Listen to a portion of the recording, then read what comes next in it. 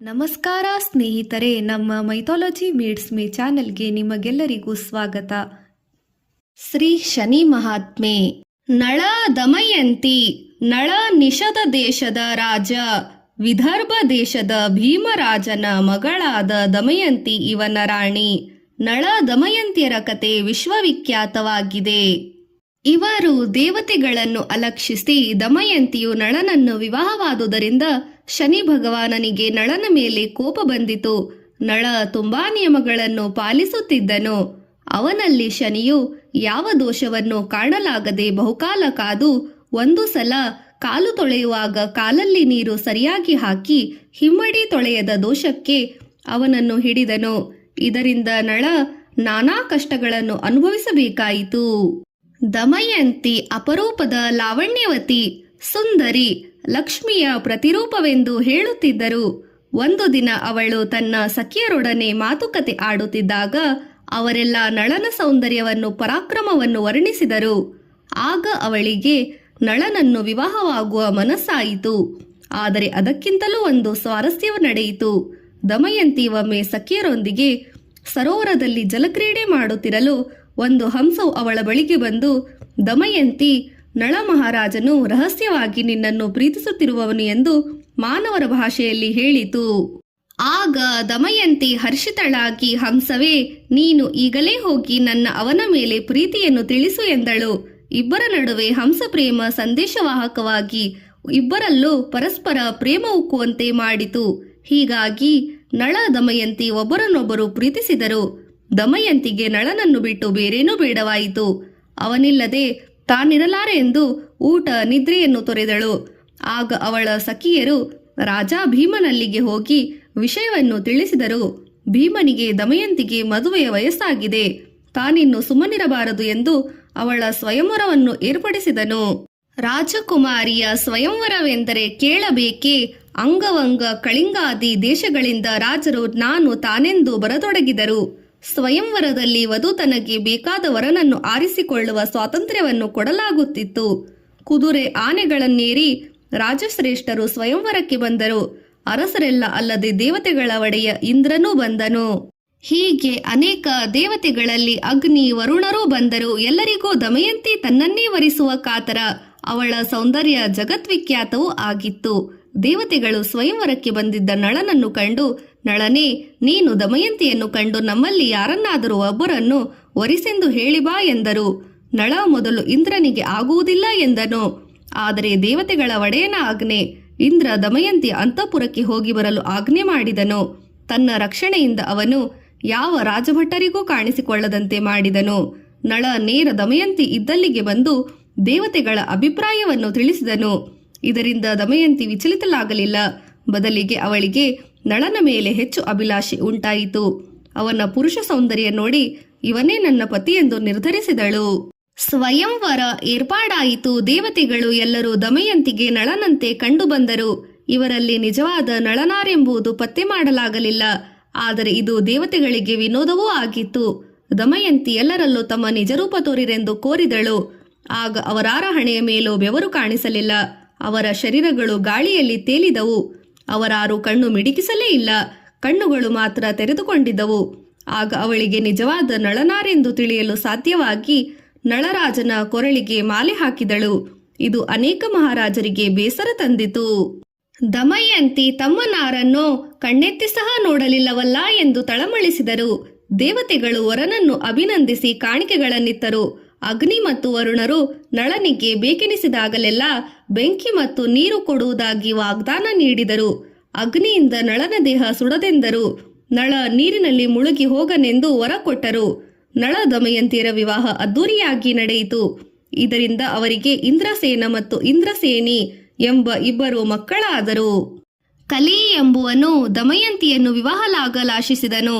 ಆದರೆ ಅವನು ತಡವಾಗಿ ಬಂದುದರಿಂದ ದಮಯಂತಿ ಅವನಿಗೆ ದಕ್ಕಲಿಲ್ಲ.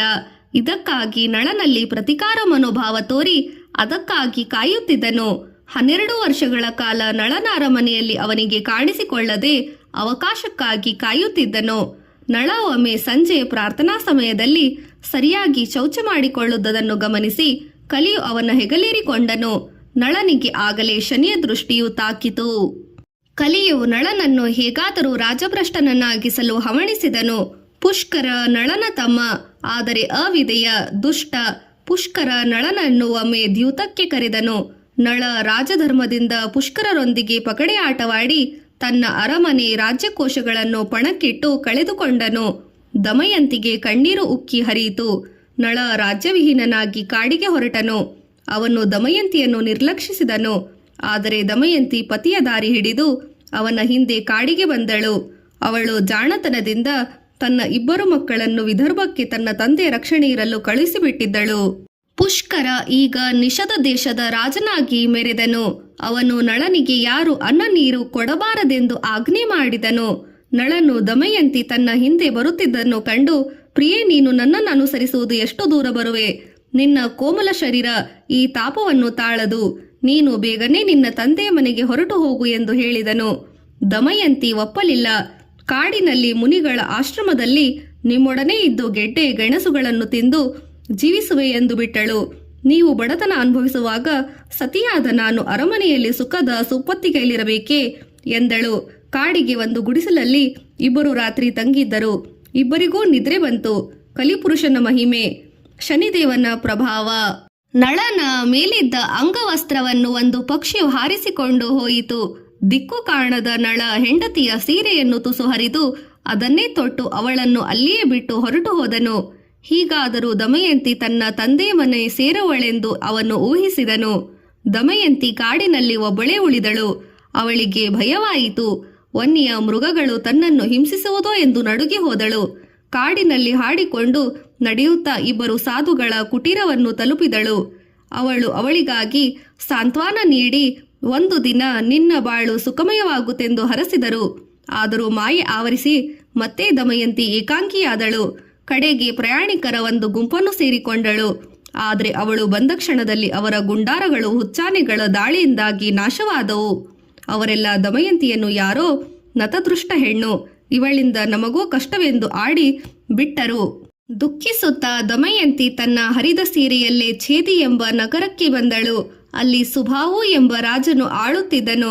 ಅವನ ತಾಯಿ ಅರಮನೆಯಲ್ಲಿ ಬೊಗಸಾಲೆಯಲ್ಲಿ ಕುಳಿತು ದೂರದಿಂದಲೇ ದಮಯಂತಿಯನ್ನು ನೋಡಿದಳು. ದಮಯಂತಿ ದಣಿದಂತೆ ಕಂಡಳು. ಆದರೆ ಅವಳೊಬ್ಬಳು ತೇಜಸ್ವಿಯಂತೆ ಕಂಡಳು. ಅವಳನ್ನು ಮಕ್ಕಳು ಮುತ್ತಿಕೊಂಡು ಪೀಡಿಸುತ್ತಿದ್ದರು. ಆದರೂ ದಮಯಂತಿ ಸಿಟ್ಟಾಗದೆ ಮಕ್ಕಳಲ್ಲಿ ಪ್ರೀತಿ ತೋರುತ್ತಿದ್ದಳು.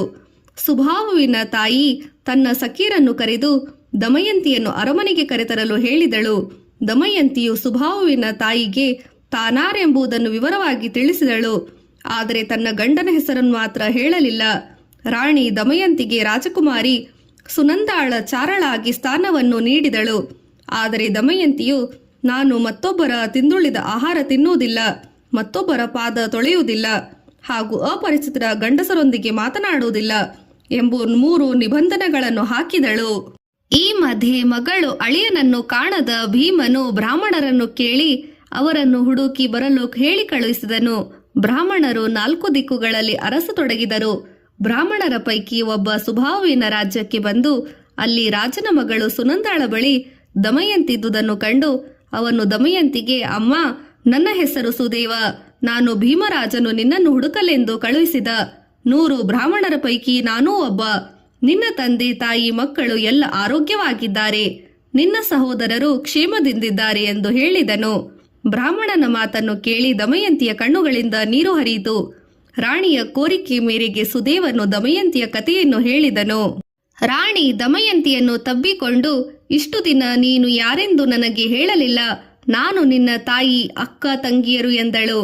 ರಾಜ ಸುಭಾವು ದಮಯಂತಿಯನ್ನು ಪಲ್ಲಕ್ಕಿಯಲ್ಲಿ ಭೀಮರಾಜನ ಬಳಿಗೆ ಕಳುಹಿಸಿಬಿಟ್ಟನು.